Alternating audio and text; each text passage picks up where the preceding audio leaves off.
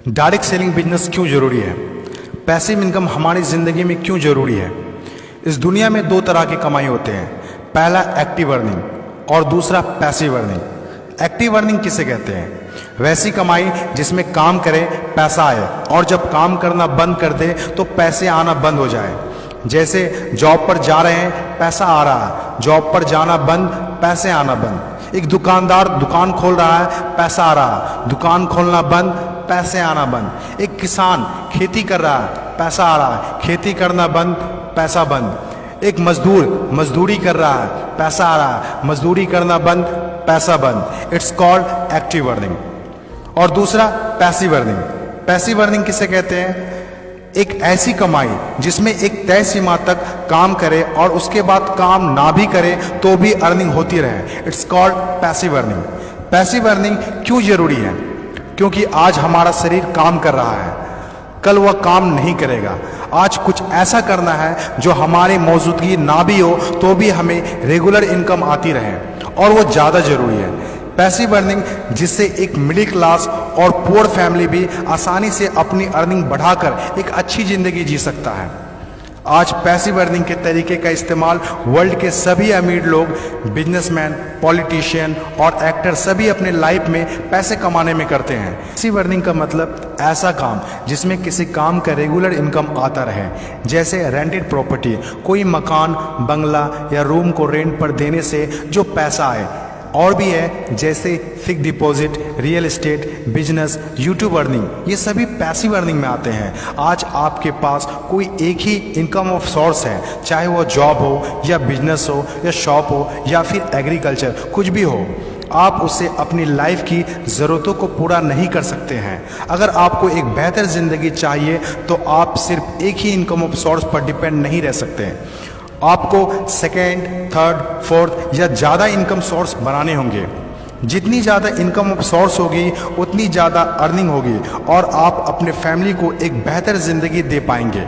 Passive earning करने के लिए आप ऑनलाइन और ऑफलाइन दोनों तरीके से कर सकते हैं। इसीलिए पहले आप कंफर्म करें कि आप किस तरह शुरुआत करना चाहते हैं। आपको बेसिक और सिंपल आइडियाज़ चाहिए, ज़्यादा रिस्क भी नहीं हो और इन्वेस्टमेंट भी कम लगे। डायरेक्ट सेलिंग बिजनेस सबसे बड़ा एग्जाम्पल है। ये पैसे कमाने का वो रास्ता है जिसमें आप सिर्फ एक बार मेहनत करते हैं और कुछ ऐसे संपत्ति बना देते हैं जो आपको ज़िंदगी भर पैसे कमा के दे सकें। पैसिव अर्निंग को समझाने के लिए मैं आपके साथ एक स्टोरी शेयर करना चाहूँगा।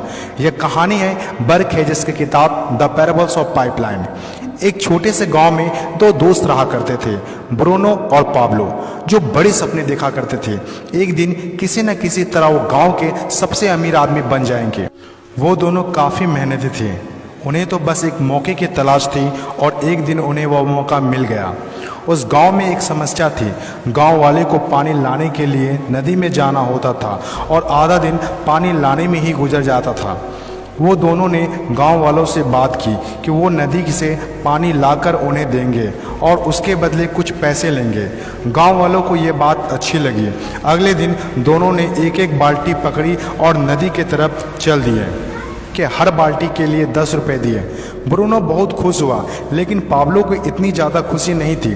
पाब्लो को बाल्टी ढोने की वजह से उसके पीठ में दर्द हो रहा था और हाथों में छाले पड़ गए थे। अगली सुबह फिर से उन्हें ढोने की बात सोचकर ही दहशत हो रही थी।